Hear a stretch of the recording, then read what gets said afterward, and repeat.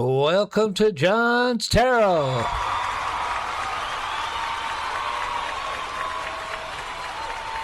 Thank you very much.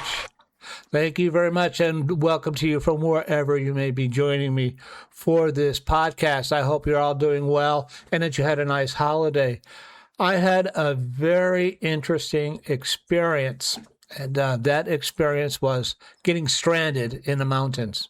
We went on a camp trip up to a place called Onion Valley, and I'm going to explain a little bit about what happened on our experience and what I learned from our experience, because I believe that we are given challenges in our life, and when we receive these challenges, we're supposed to learn something. And I tend to be very reflective, and I'm going to share with you what I learned from this potentially disturbing situation that I had up in the mountains. Oh, far out, man. All right, let me switch over to my mountain page. So we were up in this place called Onion Valley, and we were camping up there, up about 9,200 feet. Up there pretty good. You get a little hypoxic up there. And getting ready to come home.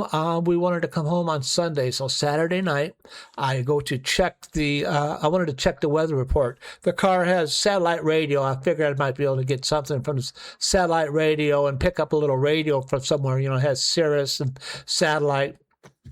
So I go to turn the car on and nothing. No, nothing. Car is dead. Car is non-operable. And we're up. It's Saturday night, and it's about 7:30 at night, and there's no cell service. There's no cell service at that area. I'm up there at that altitude, and there's nobody going to come up and save me. And as far as hybrid cars go, my car is a hybrid. I don't know how to fix a hybrid car. I know a little bit about the internal combustion engine, standard cars, but hybrid cars, I don't know anything about that. And so I kind of assessed the situation, me personally. Okay, we were safe. We had food. We had shelter. The tent was still up there, right? And we're going to be okay. And Wendy and I talked it over. She said, well, we'll go down. We'll hitchhike down in the morning and get down where there's some cell service. And that's what we decided to do. During that evening, Wendy is very anxious, and she's calling and trying to make other plans. And I'm a little anxious, too. I realize that I am completely at the mercy of the universe. However it's going to unfold is how it unfolds. Now, I wasn't afraid that we were in any particular type of danger. The worst thing that could happen was it's going to cost me a lot of money. But I tell you, we'll be okay, but we got to get to where there's some cell service. Wendy worked on some other options in the night, and those all did kind of fell through. The next morning, we broke camp, we packed everything up, and we got down the mountain. We were able to, we got a ride from a nice woman named Caroline. She was a Navy helicopter pilot, and she was up there camping. She was very nice, and if she tends to listen, runs into this, Caroline, thank you very much for the ride. It was very helpful. And she got us down the mountain into this place called Independence, California. I want to tell you, there is nothing in Independence, California. Luckily, there's cell service, but there's not much else. So Wendy and I got on the phone, and we got a hold of there's an emergency service connected with my car. And we called them up. They said, there's nothing we can do until tomorrow. Like, wow. So we went and rented a hotel room there in Independence, and Wendy's not giving up. She's relentless. And she went after it a little bit more, and we called that same service up, and we got a different representative. And the guy says, yeah, sure, no problem. We'll send a guy out there. So they sent a tow truck driver to meet us. And, it took a little while, but the guy met us, and he was very competent. His name was Hunter. I liked Hunter because he goes, well, I know where your car is parked. I've been up there hundreds of times. I'm not going to be able to pull it out with the truck. He goes, but we'll see what we can do. Hunter knew he was going to be able to get us out. He one way or the other, he was going to be able to accomplish this. He was very confident, and he had done this before. It reminds me of myself, the kind of confidence he had. He got us to the top of the mountain, and he had one of his little jumper packs. And I guess you can get them like out of Amazon now. And he knew how to jump this hybrid car. He was familiar with it, and he jumped it, so I was able to back it out of the campsite. And then I had to make a decision. What are we going to do? And either drive home with it the way it was or take it to the dealership and have them look at it tomorrow. And I chose to go take it to the dealership and let them look at it tomorrow because I didn't want to drive it all the way home on the 395 and have it stall out in the middle of the desert out there. If you've ever been out there, it's a pretty desolate area. So we took it up to Bishop and had the dealership look at it, and there was nothing wrong with it. They gave it a clean bill of health, and we drove it home. Now, what I learned from the experience, first I learned that reality unfolds sequentially. It unfolds at its own time, at its own pace, and that each stage of the process reveals enough information for the next appropriate action. We're up on the mountain. I can't do anything. We're able to get down the mountain. Then we had access to some resources, and we had the ability to make some decisions about the next appropriate action. And it just unfolded one step at a time, just like that. I also learned that suffering often increases when we mistake imagined futures for present reality. People handle stress differently. The way I dealt with it was like, okay, one step at a time, and we'll go through with it. My spouse, my wife, tend to be a little bit more panicked. She deals with stress in a different way, and she keeps on attacking the problem until we get a solution. She was up almost all night trying to get us a tow truck, and nobody would come up in the evening. Reality is only going to reveal itself at its own pace. The next day, she was instrumental in getting us a tow truck driver because she was relentless in going after it once we got down into Independence. To get us a tow truck driver with the corporation who built the car to resolve the problem. And then wisdom is learning to synchronize your action with the rate at which reality reveals itself. That's another thing I learned. Sometimes it's no use in pushing when reality is not ready to reveal the next step. You just got to be a little patient. And the quality of mind that functions well within complex systems, and I just talked about my quality of mind. My ability is, I have an ability to synchronize action at the rate at which reality reveals itself. Wendy wants to push ahead a little harder. Both of these processes, both these methods are valid, but they're to be used at different points of time within the process. She was instrumental.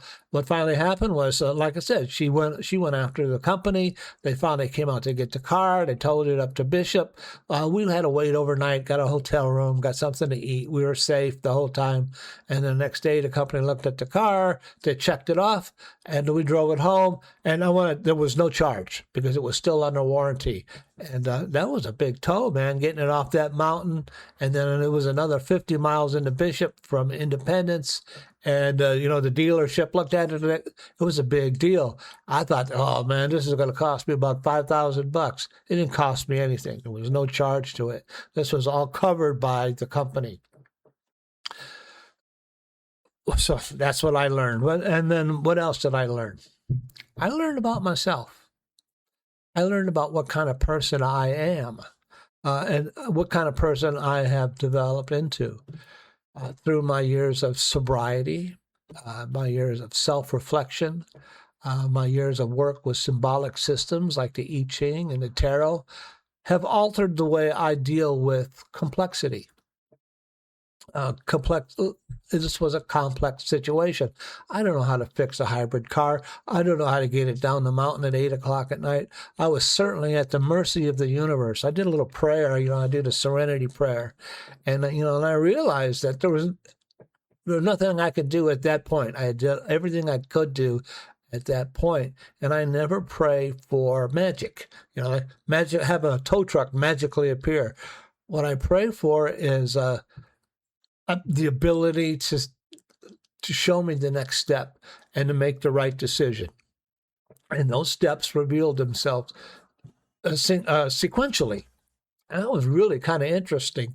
When we start talking about the steps revealing themselves sequentially, now we get into the area of a living universe. Am I part of a living universe? And that, I think, will be a topic for another podcast, because it sure appears that way. Anyway, what I learned about myself is the type of person I am, how my experience has developed me into a kind of person who was able to sit with uncertainty and with confidence that the answers will be revealed, and they'll be revealed one step at a time, not all at once. And I'm pretty good about not jumping into the future or jumping into the past, but sitting in the present and waiting for the steps to reveal themselves. Now, this method of solving problems might be useful to you. That's why I'm sharing it with you. If you have specific problems you want to work out, I would suggest maybe you set up a tarot reading with John and give you some ideas where you are in the process. But even given that, you don't need me. I would suggest a little prayer and then a little patience. And then the next step will reveal itself. And, pray for the ability to see what the next step is and to take the right actions. And reality will sequentially reveal itself, one step at a time. I know it's kind of a very deep topic.